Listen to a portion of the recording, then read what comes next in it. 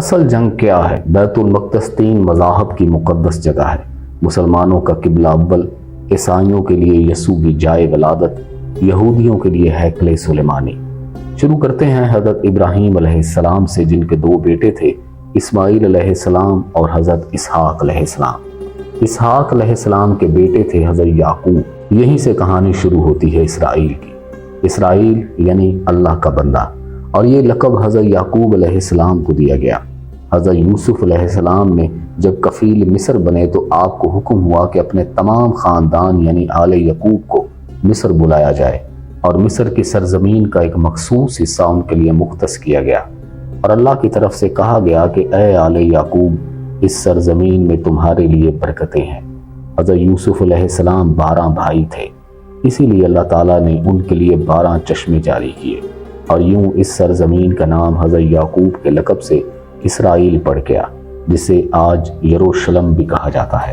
آپ کی نسل سے کم و بیش 70,000 انبیاء کرام آئے۔ حضرت یوسف کے بھائی یہودا کی نسل آگے بڑھی تو اس میں سے آنے والے تمام بنی اسرائیل یہودی کہلائے۔ وقت گزرتا گیا اور حضرت موسیٰ علیہ السلام کا دور آ گیا۔ جب فرعون نے مصر کی زمین آپ پر تنگ کی تو بنو اسرائیل کے ساتھ آپ کو مصر سے نکلنا پڑا۔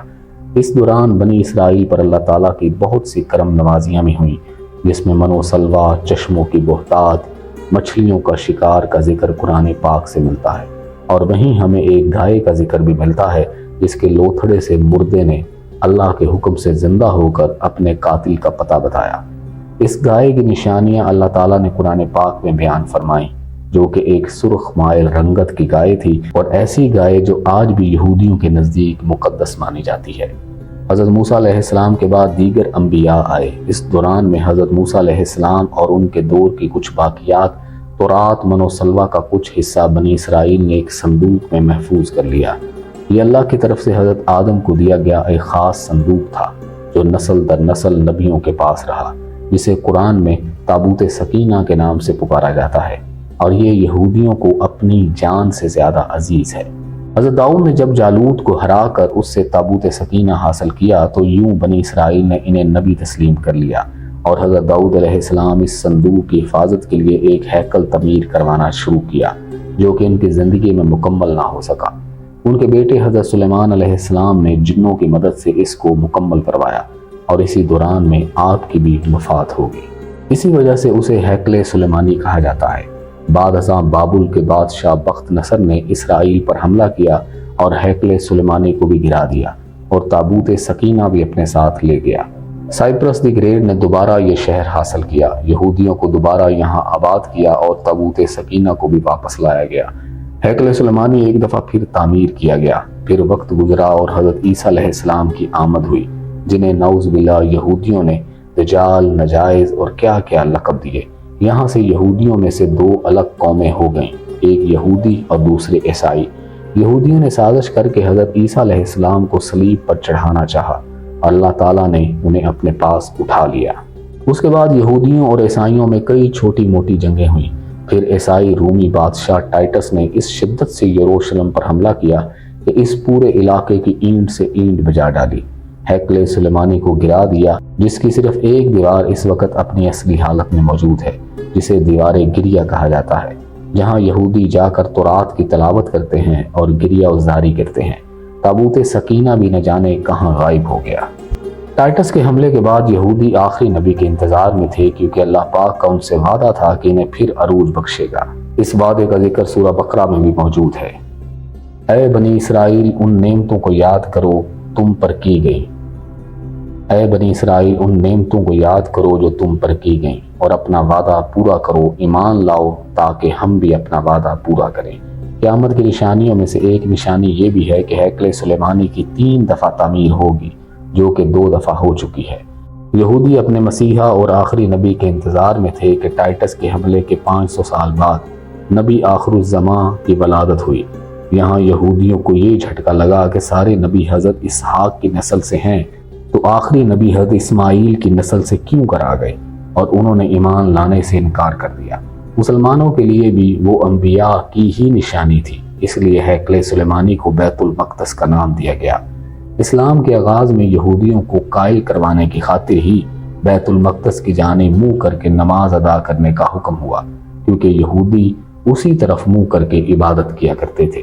17 ماہ بعد ہماری عبادت کا رخ بیت المقدس سے بیت اللہ کی جانب موڑ دیا گیا، کیونکہ مسلمانوں کا شروع سے قبلہ اول ہی رہا، جسے پہلے حضرت آدم اور پھر حضرت ابراہیم علیہ السلام نے تعمیر کیا۔ حضرت عمر رضی اللہ تعالیٰ عنہ کے دور حکومت میں اسرائیل یعنی یروشلم پر عیسائیوں کا قبضہ تھا۔ بیت المقدس کے ہی احاطے میں انہوں نے گرجا گھر تعمیر کیا ہوا تھا، اور عین تابوت سکینہ والی جگہ وہ گند پھینکا کرتے تھے یہودیوں کی نفرت میں۔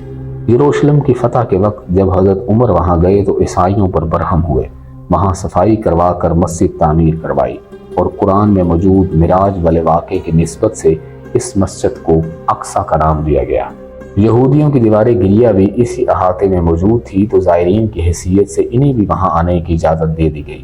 خلافت عباسیہ تک یروشلم ایک مسلم شہر رہا۔ اس کے بعد عیسائیوں نے دوبارہ یروشلم پر حملہ کر کے اس پر قبضہ کر لیا۔ صلاح الدین ایوبی نے عیسائیوں کے خلاف 50 سے زائد جنگیں کر کے بیت المقدس دوبارہ حاصل کیا، اور پھر 700 سالوں تک یہ خلافت عثمانیہ کے زیر سلطنت رہا۔ یہودیوں کو بھی دیوار گریہ تک اپنے مذہبی اقدامات کی آزادی رہی، اور یہودی آہستہ آہستہ پھر یروشلم میں آنا اور آباد ہونا شروع ہو گئے۔ اس دوران میں کئی بار انہوں نے خلافت عثمانیہ کے سلطان کو پیسوں کے عوض یروشلم انہیں سونپنے کا لالچ دیا، لیکن ناکام رہے۔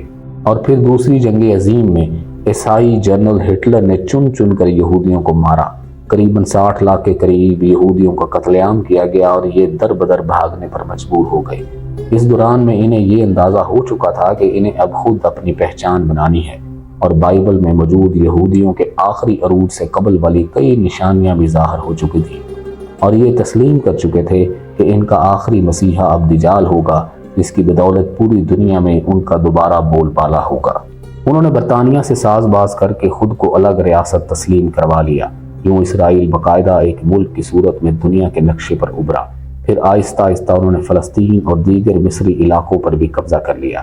عرب ممالک اسرائیل کے خلاف جنگ پر آئے، لیکن اس وقت تک یہ خود کو اتنا مضبوط کر چکے تھے کہ عرب ممالک کو اس ایک چھوٹے سے ملک سے منہ کی کھانا پڑی۔ عیسائیوں نے بھی دیکھ لیا کہ اب ان سے لڑ کر کچھ وصول نہیں ہونا، تو باقاعدہ گرجا گھروں میں پادریوں نے تقریبات منعقد کی اور یہودیوں کے لیے معافی کا اعلان کیا گیا۔ یوں سیاسی اور اقتصادی مفاد پرستی نے 2000 سالوں سے ایک دوسرے کے ازلی و جانی دشمنوں کو ایک صف پر لا کھڑا کیا، اور قرآن کی بات بھی سچ ہو گئی کہ یہود و نصارہ ایک دوسرے کے دوست ہیں۔ یہودیوں کے عقائد کے مطابق وہ ہیکل سلیمانی کی حفاظت نہیں کر پائے تو خود کو قصوروار کہتے ہیں، خود کو سزا دینے کے لیے زنجیروں اور چمڑے سے پیٹتے ہیں، اور دیوار گریہ کے پاس آہوزاری کرتے ہیں۔ وہ ایمان رکھتے ہیں کہ تیسری بار انہیں پوری دنیا پر حکمرانی حاصل ہوگی، اس کے لیے انہیں مسجد اقصی کو گرانا ہوگا، جس کی تیاری وہ کر چکے ہیں۔ کب سے مسجد اقصی کے نیچے برودی سرنگیں بچھا دی گئی ہیں۔ اس کے بعد ہیکل سلیمانی تعمیر کر کے تابوت سکینہ وہاں رکھنا ہے۔ تابوت سکینہ بھی وہ دوبارہ حاصل کر چکے ہیں، لیکن مسئلہ تھا سرخ گائے، کیونکہ ان کے عقیدے کے مطابق وہ ناپاک ہیں۔ جب تک پاک نہیں ہو جاتے ہیکل سلیمانی تعمیر نہیں کر سکتے، اور پاک ہونے کے لیے سرخ گائے کی قربانی دینا ہوگی۔ وہ گائے جس کی نشانیاں قرآن پاک میں بیان کی گئی ہیں، جو اس وقت بھی انہیں ڈھونڈنے میں مشکل ہوئی تھی، اب بھی 100 سال تک وہ ویسی گائیں کی تلاش کرتے رہے۔ ٹیکنالوجی کا استعمال کرتے ہوئے بچے پیدا کرنے کا کامیاب تجربہ کیا۔ انہوں نے پھر اس تجربے کی بدولت ویسی نشانیوں والی گائے پیدا کرنے کی کوشش کی، لیکن ناکام رہے۔ 2019 میں ایک امریکی ریاست سے 5 عدد ویسی گائیں انہیں مل گئیں، جن کے جسم پر سرخ رنگ کے علاوہ اور کوئی بال نہیں تھا۔ انہیں کبھی کام کے لیے استعمال نہیں کیا گیا تھا۔ اگلی نشانی کہ ان پر کسی بیماری کا اثر نہیں ہونا چاہیے۔ پوری دنیا میں کووڈ پھیلا کر مختلف جانوروں کے ساتھ انہیں بھی ٹیسٹ کیا گیا، اور ان پر اس بیماری کا کوئی اثر نہ ہوا۔ مسٹری آف ریڈ ہائفر، یہ گوگل میں سرچ کر کے آپ اس کے متعلق تفصیلات پڑھ سکتے ہیں۔ الغرض قرب قیامت اور دجال کے ظہور والی تمام تر تیاریاں وہ مکمل کر چکے ہیں۔ اپنی مرضی کے ڈاکٹر، انجینئر بچے پیدا کرنا، 9D ٹیکنالوجی کی مدد سے ایک جگہ ہوتے ہوئے کئی جگہ موجود رہنا، اپنی مرضی کے موسم بنانا، جب چاہو بارش برسا دینا، چند دنوں میں پوری دنیا گھوم لینا، یہ سب دجالی نشانیاں ہیں جو آج کے دور میں کوئی مشکل کام نہیں ہے۔ ہمارے اسلام میں بتائی گئی قیامت کی نشانیوں کی انہوں نے اتنے اچھے سے تیاری کر لی ہے کہ غرقت کے درخت لگا دیے جو انہیں پناہ دیں گے۔ باب لد، جس جگہ احادیث کے مطابق دجال کا حضرت عیسیٰ علیہ السلام کے ہاتھوں قتل ہونے کا ذکر موجود ہے، اس جگہ وہ دجال کے فرار کے لیے ایئرپورٹ بنا چکے ہیں۔ یہ سب تو قرب قیامت کی نشانیاں ہیں اور ہیکل سلیمانی نے بھی بن کر رہنا ہے۔ پھر اصل جنگ کیا ہے؟ اصل جنگ عقائد کی جنگ ہے۔ ہم اپنے عقائد میں اس قدر کمزور ہو چکے ہیں کہ نماز پڑھیں یا نہ پڑھیں ہمیں فرق نہیں پڑتا، اپنے بہن بھائیوں کا حق کھا کر خوشی محسوس کرتے ہیں اور فرقوں کے خرافات میں الجھے ہوئے ہیں۔